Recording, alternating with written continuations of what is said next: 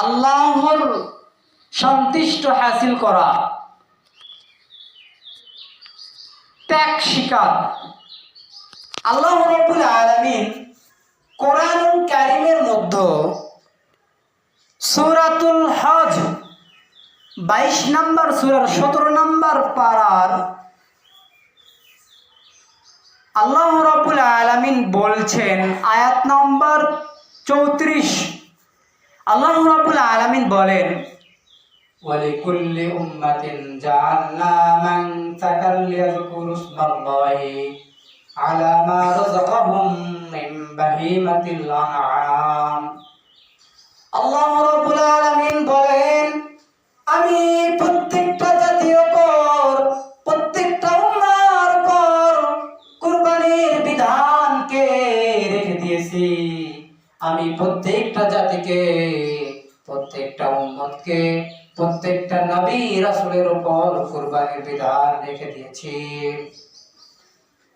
মানসাকা লিয়াযকুরু ইসমাল্লাহি, যাতে আমি তাদেরকে জীবন উপকরণ স্বরূপ যা দিয়েছি, আলা মা রাযাকাহুম মিন বাহিমাতিল আনআম, আমি চলার মতন তাদের জীবন উপকরণ স্বরূপ আমি যা দিয়েছি, আলা মা রাযাকাহুম মিন বাহিমাতিল আনআম, তারা তা জবাই করার সময় আমার নাম উচ্চারণ করবে। তার মানে আল্লাহ রাব্বুল আলামিন আমাদেরকে উট, ভেড়া, দুম্বা, ছাগল, এগুলো হলো চতুষ্প জন্তু, বাহিমাতুল আনআম। আল্লাহ বলতেছেন, এগুলো তোমাদের রিজিক হিসেবে আমি তোমাদেরকে দিয়েছি, তা জবাই করার সময় তোমরা আমার নাম উচ্চারণ করবে। এই আয়াত দ্বারা বোঝা যায় আল্লাহ রাব্বুল আলামিন প্রত্যেকটা উম্মতের উপর, প্রত্যেকটা জাতির উপর কুরবানির বিধান দিয়েছেন। এবার আসেন, ইব্রাহিমের কুরবানি হলো আমাদের কুরবানি। আল্লাহ রাব্বুল আলামিন কোরআনুল কারীম সূরাতুস সাফফাত, সূরা সাফফাতের 23 নম্বর পারা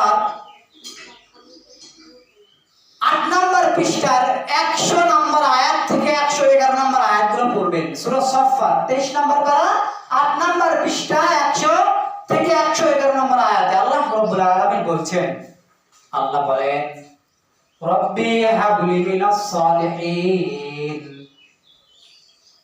স্মরণ করো যখন ইব্রাহিম 82 বছরের বার্ধক্য, বয়স্ক মানুষ, বুড়ো মানুষ, তার বুড়ো বয়সে আল্লাহ তাআলা তাকে কোনো সন্তান দেয়নি। ইব্রাহিম আলাইহিস সালাম বার্ধক্য অবস্থায়, বুড়ো বয়সে ইব্রাহিম আলাইহিস সালাম আল্লাহর নিকট দোয়া করলেন 82 বছর বয়সে, রব্বি, আমার রব, হাবলি মিনাস সালিহিন, আমার রব, রব্বি হাবলি মিনাস সালিহিন, আপনি আমাকে নেক সন্তান দান করেন। মুসলমান ভাইরা আমার, আমরাও কিন্তু আল্লাহ রাব্বুল আলামিনের কাছে সন্তান চাই, কিন্তু আমরা কোন সন্তান চাই, কেমন সন্তান চাই, কেমন সন্তান আল্লাহর নিকট চাইতে হবে, এগুলো কিন্তু আমরা জানি না।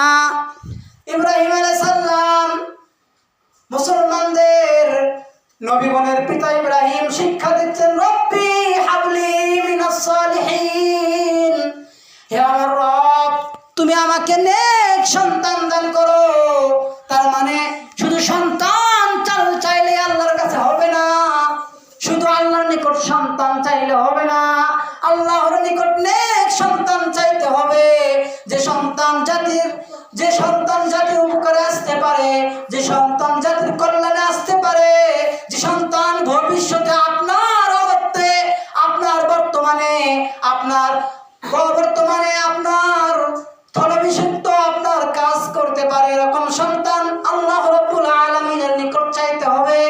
আল্লাহ রাব্বুল আলামিন তারপরে বললেন, ফাবাশশারনাহু বিগুলামিন হালিম, আল্লাহ বললেন, তুমি সুসংবাদ গ্রহণ করো, তোমাকে নেক সন্তান দেওয়া হলো। মুসলমান ভাইরা আমার, সংক্ষিপ্ত ইতিহাস সংক্ষিপ্ত করে সংক্ষিপ্ত সময়ে শেষ করব। আল্লাহ রাব্বুল আলামিন এবার কোরআনুল কারীমের সূরাতুস সাফফাতের 2 নম্বর 102 নম্বর আয়াতে বলছেন, ফালাম্মা বালাগা মাহু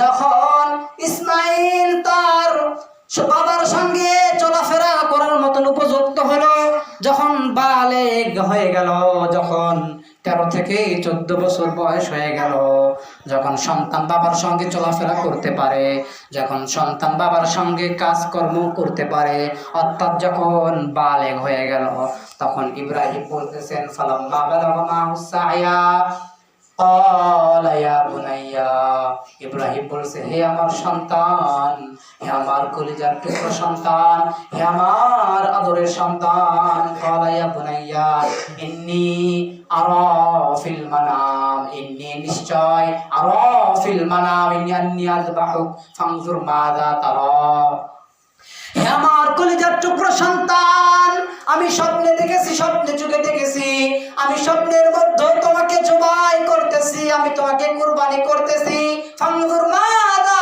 তারা, আমি কুরবানি করতেছি তোমাকে, তুমি তোমার মত বলো, আমি স্বপ্নে দেখেছি তোমাকে জবাই করতেছি, তুমি তোমার মত বলো, তুমি কি বলতে চাও। তখন সন্তান এবার বলতেছে, বাবার জবাবে সন্তান বলতেছে ক্বালা, ইসমাইল বলতেছে ক্বালা ইয়া আবাতিফ, ক্বালা ইয়া আবাতিফ, হে আমার আব্বা, ক্বালা ইয়া আবাতিফ ফাআল মা তু'মার সাতাজিদুনি ইনশাআল্লাহু মিনাস সাবিরিন, হে আমার আব্বা, আপনি স্বপ্নে যা দেখেছেন, স্বপ্নে যা করেছেন, আপনি ওটাই বাস্তবায়ন করেন, আপনি ওটাই করেন, ওটাই বাস্তবায়ন করেন, আপনি অবশ্যই আমাকে ধৈর্যশীলদের মধ্যে পাইবেন, আল্লাহ যদি চায় আমি ধৈর্যশীলদের অন্তর্ভুক্ত হতে পারবো। মুসলমান ভাইয়েরা আমার, আপনার কোন সন্তানকে যদি আপনি 12 বছর বয়সে 13 বছর বয়সে যদি বলতেন হে আমার সন্তান, আমি ঘুমের মধ্যে স্বপ্ন দেখছি তোমারে কুরবানি করব, তোমারে জবাই করব, তো আপনি যদি আপনার সন্তানকে বলতেন, আপনার সন্তান কি উত্তর দিত? আপনার সন্তান বলতো তোমার মতন আব্বার, তোমার মতন বাবার আমার দরকার নাই, তোমার মতন বাবার আমার দরকার নাই, তুমি থাকো, আমি তোমার বাড়ি ছেড়ে চলে যাচ্ছি, আমি তোমাকে ত্যাগ করে চলে যাচ্ছি।